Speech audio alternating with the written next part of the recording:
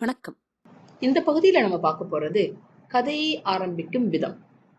ஒரு கதையை ஆரம்பிக்கும் விதமே படிப்பவர்களுக்கு அந்த கதையை தொடர்வதா அல்லது நிறுத்தி விடுவதா என்பதை நிர்ணயிக்கும். கதையை தொடங்குவதற்கு பல உத்திகள் உள்ளன. அதில் முதல் உத்தி செயல் அல்லது உரையாடலுடன் கதையை தொடங்குவது. இதுக்கு ஒரு எக்ஸாம்பிள் கொடுக்கணும்னா, கல்யாணபுரத்து காவலனை எடுத்துக்கலாம்.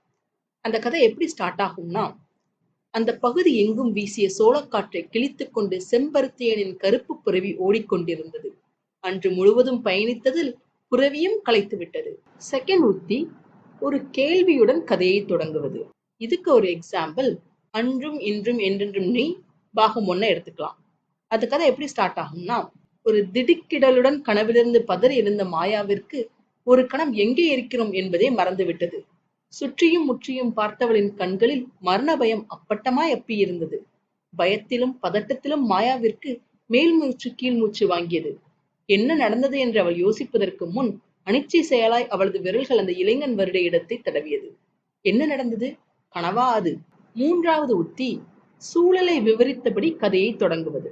இதுக்கும் அன்றும் இன்றும் என்றென்றும் நீ பாகம் 1ல வர ஒரு சாப்டரோட ஸ்டார்டிங்க எக்ஸாம்பிளா எடுத்துக்கலாம். சூரியன் தன் தலையை மெல்ல மெல்ல வெளிக்கொணர்ந்து கொண்டிருந்த அதிகாலை நேரம் அது. ஊரே துயிலிலிருந்து எழுந்து கொண்டிருக்க, அந்த ஆஜானுபாகுவான அரண்மனை மட்டும் அமைதியான ஆர்ப்பாட்டத்துடன் ஆர்ப்பரித்துக் கொண்டிருந்தது. அரண்மனையின் பின் வாசலில் கூட்டம் கூட்டமாய் ஆண் பெண் என்று இருபாலரும் குவிந்திருந்த போதும் அந்த கூட்டத்தில் ஒரு ஒழுங்கு இருந்ததை கண்கொண்ட எவராலும் காண முடிந்தது. ஒவ்வொரு கூட்டத்தையும் அழைத்து அவர்களின் அடையாள விவரங்களை மும்முரமாக குறித்துக் கொண்டிருந்தனர் அந்த அரச காவலாளிகள். 4வது உத்தி பின்னணி தகவலுடன் கதையை தொடங்குவது. இதுக்கும் அன்றும் இன்றும் என்றென்றும் நீ பாகம் 1ல வர சாப்டர்ல ஒரு ஸ்டார்டிங்க பார்க்கலாம். நாளை மாயாவின் வாழ்க்கையில் ஒரு முக்கியமான நாள். தன் வாழ்க்கையில் ஒரு புதிய அத்தியாயத்தை தொடங்க போகும் நாள். ஆம், 3 2 5 ஆண்டுகள் வணிகத்தின் அனைத்து கோட்பாடுகளையும் அயராது படித்ததன் பலனாக ஒரு நல்ல நிறுவனத்தில் நல்ல பணி வாய்ப்பு கிடைத்திருக்கிறது. என்னங்க, இதுதான் கதையை தொடங்குவதற்கான பல உத்திகள். உங்க கதைக்கு எந்த உத்தி கரெக்டா பொருந்துமோ அதை மாதிரி நீங்க யூஸ் பண்ணிக்கலாம். இப்போ பயிற்சி.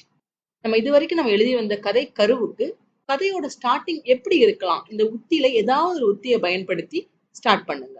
இனி அடுத்த பகுதியை அடுத்த வீடியோல பார்க்கலாம்.